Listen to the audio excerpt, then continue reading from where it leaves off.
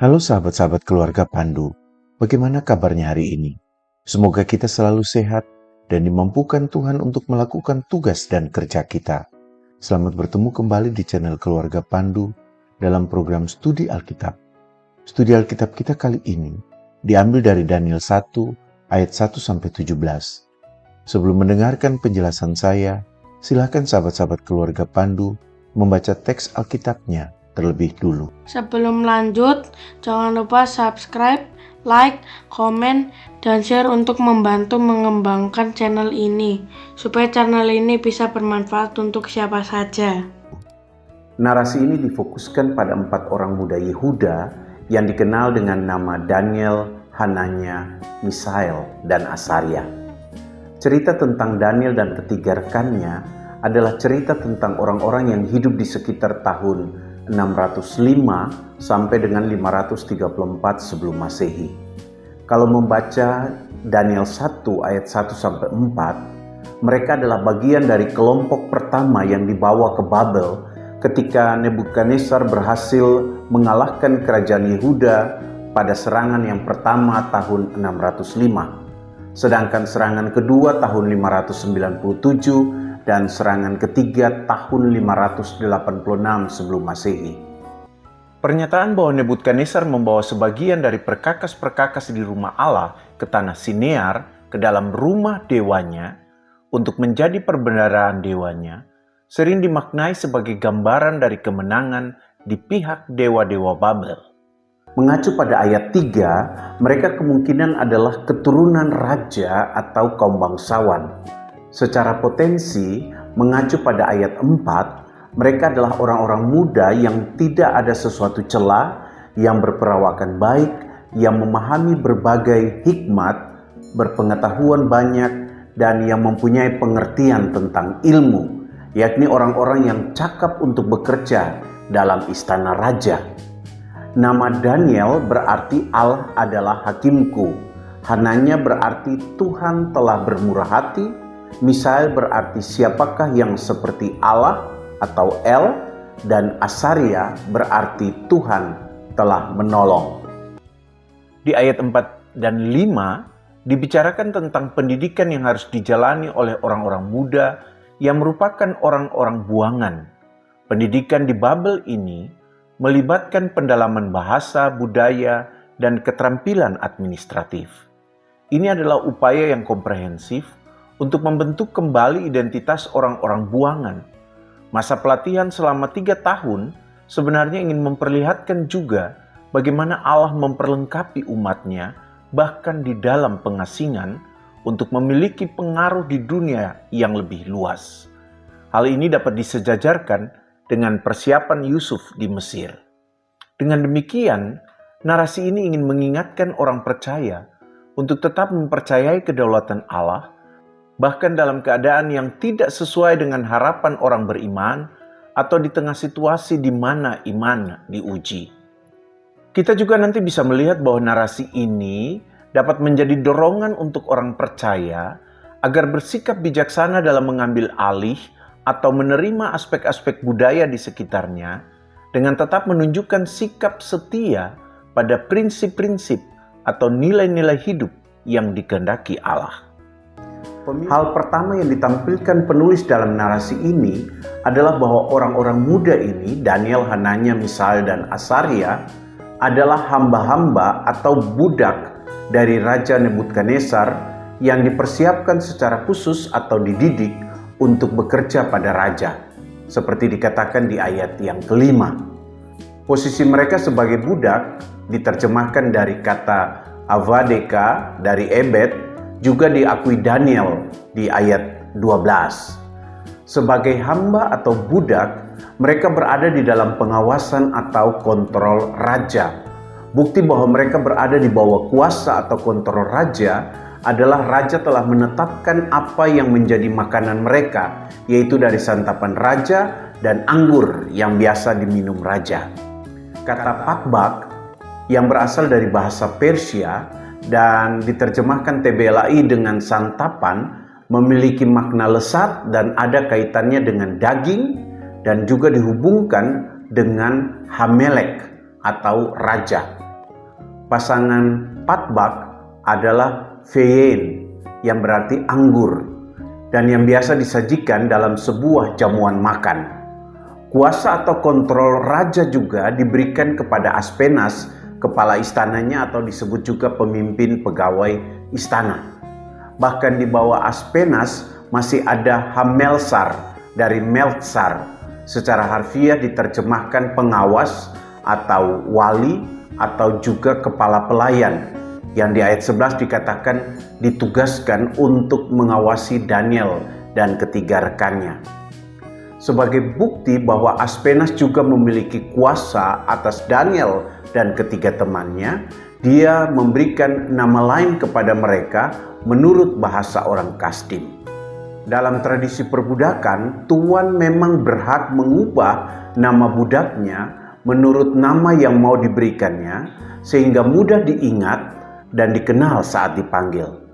Namun mungkin ini juga berhubungan dengan ayat 4, bahwa mereka juga harus mengenal dan belajar bahasa Kasdim. Daniel diberi nama Beltsasar yang berarti Bel melindungi hidupnya.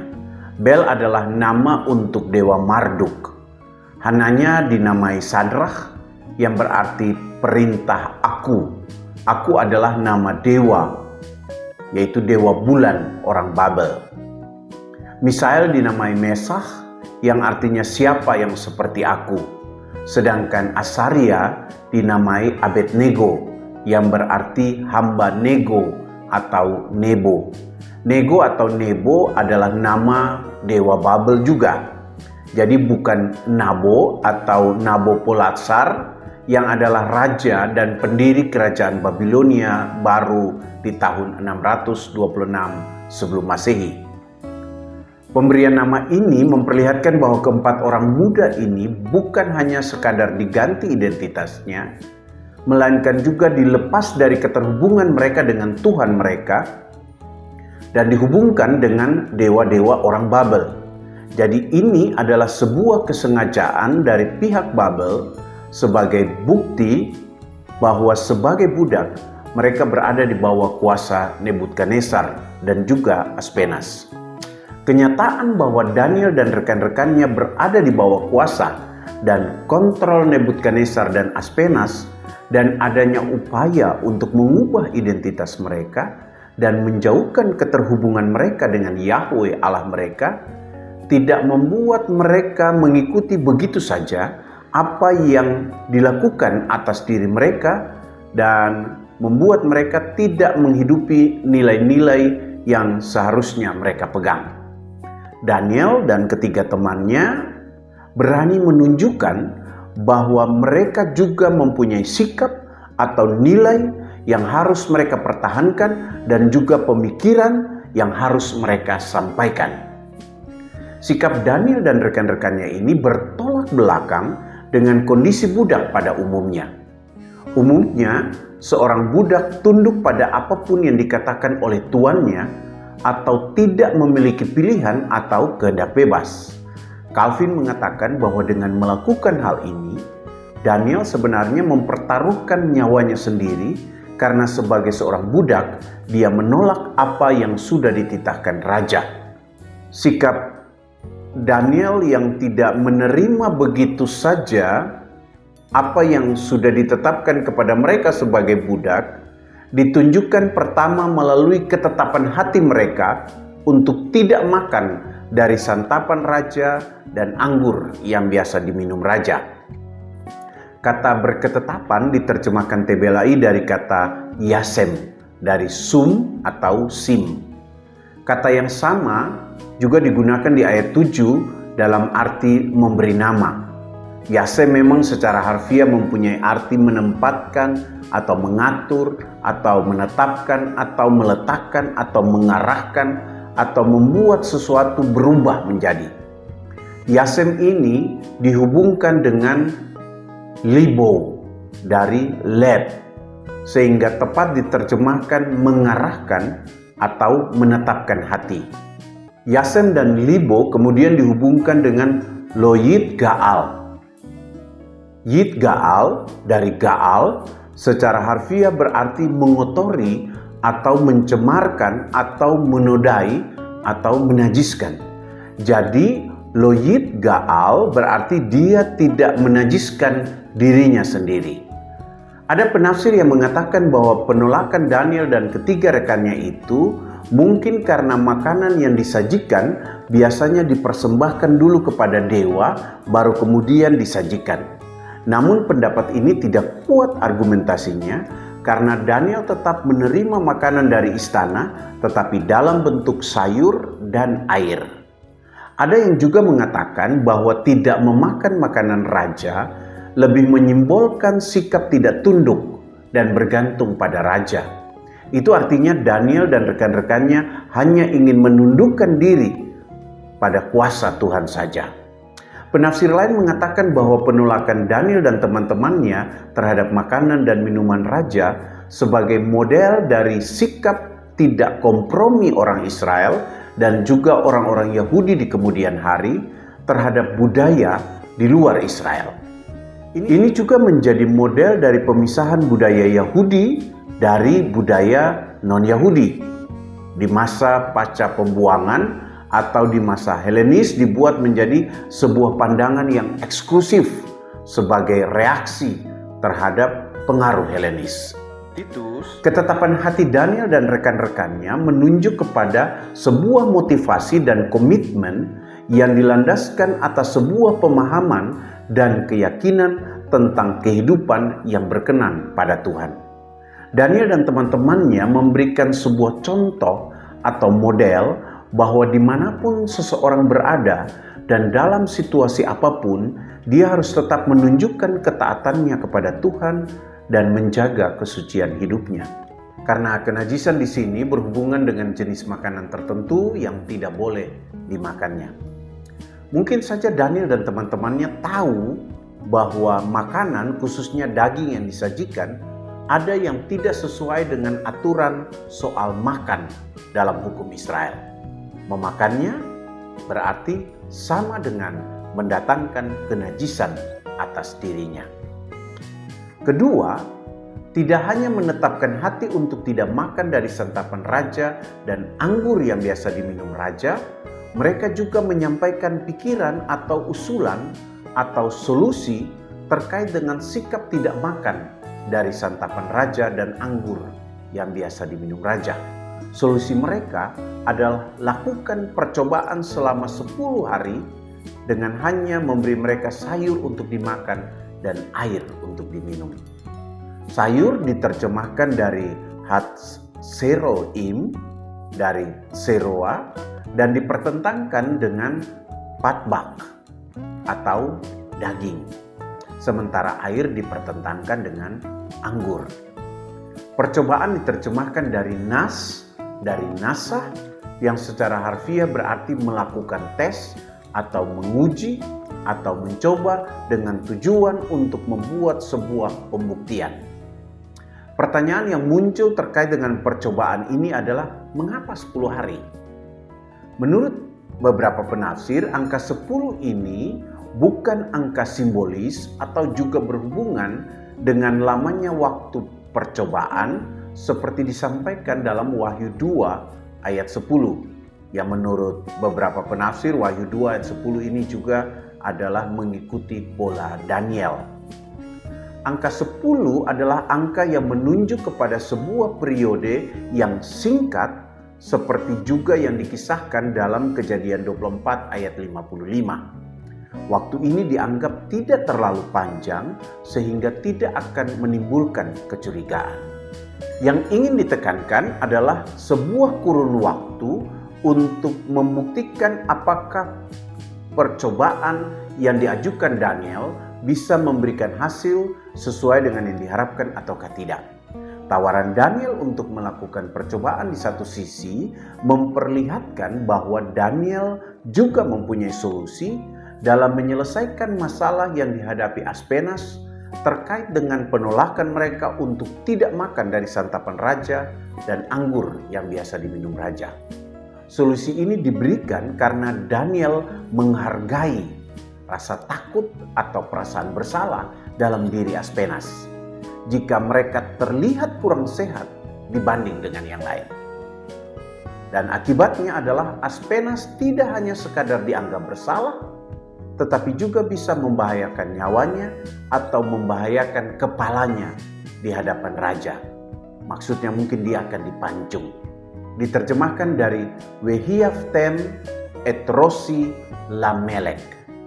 Namun di sisi lain, tawaran ini memperlihatkan iman Daniel sebagai orang yang hidup benar di hadapan Tuhan, sehingga yakin bahwa pilihan dan tawarannya tidak keliru karena ada dalam perkenanan Tuhan.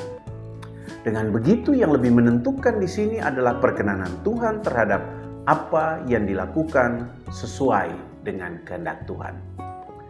Penawaran ini memperlihatkan bahwa Daniel tidak hanya memikirkan dirinya sendiri atau kepentingannya sendiri, melainkan juga menawarkan jalan keluar dan pertimbangan terkait dengan masalah yang dihadapi orang lain sebagai dampak dari sikap yang ditunjukkan Daniel dan rekan-rekannya. Ini adalah sebuah keteladanan penting bagi gereja dan orang-orang Kristen saat ini dalam menyelesaikan masalah yang ada, terutama yang muncul sebagai akibat dari gereja mempertahankan sikap atau nilai-nilai kekristenan yang ada. Daniel dan rekan-rekannya berhasil membuktikan bahwa solusi yang mereka tawarkan tidak hanya sekadar menenangkan hati Aspenas yang takut, tetapi menjawab harapan Aspenas dan juga raja.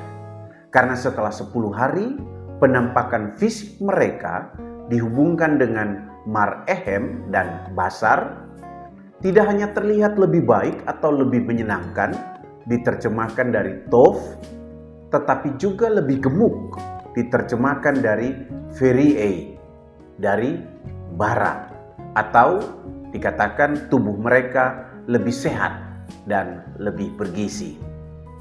Keberhasilan Daniel dan rekan-rekannya terkait dengan solusi yang mereka tawarkan tidak dapat dipisahkan dari campur tangan Tuhan.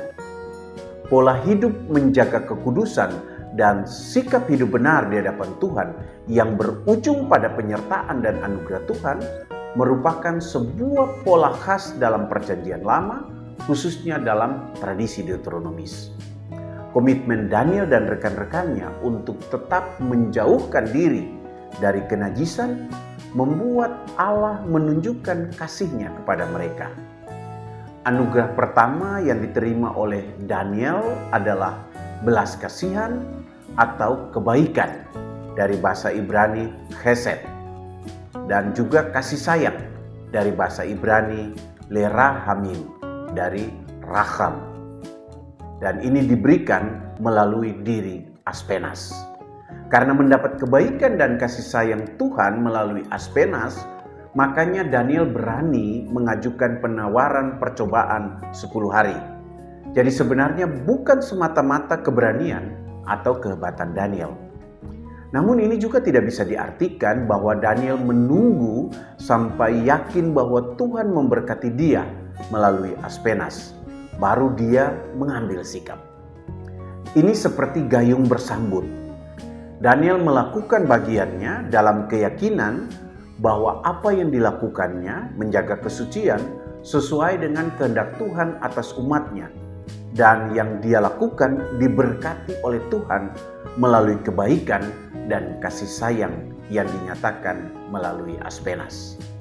Jadi kalau orang bertindak sesuai dengan kehendak Tuhan, dia tidak harus menunggu sampai yakin bahwa Tuhan menyertai dia, baru dia akan bertindak. Anugerah kedua dari Tuhan sebagai berkat atas kesucian hidup keempat orang muda Yehuda ini adalah pengetahuan dan kepandaian tentang berbagai tulisan dan hikmat. Anugerah tambahan untuk Daniel adalah pengertian tentang berbagai penglihatan dan mimpi. Penyebutan anugerah ini menjadi pengantar dari penulis dalam kaitan dengan kemampuan keempatnya, khususnya Daniel, dalam menghadapi masalah di kemudian hari nanti, sebagaimana dikemukakan dalam pasal-pasal berikutnya.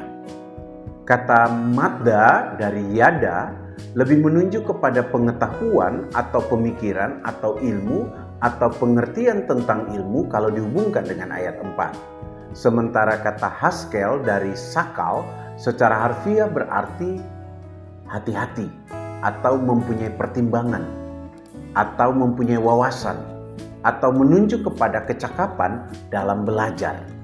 Pengetahuan dan kecakapan dalam belajar ini dihubungkan dengan seper atau tulisan-tulisan atau teks-teks atau literatur atau dokumen, dan juga hakemah dari hakam yang berarti hikmat atau kebijaksanaan. Sedangkan hebin dari bin sebagai anugerah yang diterima Daniel adalah kemampuan untuk membedakan atau membuat pertimbangan atau memahami atau menjelaskan atau mengartikan. Dan semua ini berhubungan dengan kecerdasan di seputar melihat sesuatu yang belum terjadi, diterjemahkan dari hatson, dari khason, dan juga mimpi-mimpi, diterjemahkan dari halmod, dari khalam. Dengan seluruh perkenanan dan anugerah Tuhan inilah, maka Daniel dan juga ketiga rekannya mampu melakukan tugasnya dengan baik sampai pada masa pemerintahan Kores. Demikian studi Alkitab kita kali ini. Teruslah belajar dan mendalami firman Tuhan. Kiranya Roh Kudus memampukan kita untuk melakukan firman Tuhan ini di dalam hidup kita. Jangan lupa mendoakan dan terus mendukung program studi Alkitab ini. Silakan studi Alkitab ini dibagikan kepada siapa saja yang mau belajar tentang firman Tuhan, agar firman Tuhan semakin tersebar dan studi Alkitab ini juga bisa menjadi berkat bagi lebih banyak orang yang mau mengenal dan belajar firman Tuhan. Tuhan Yesus memberkati kita.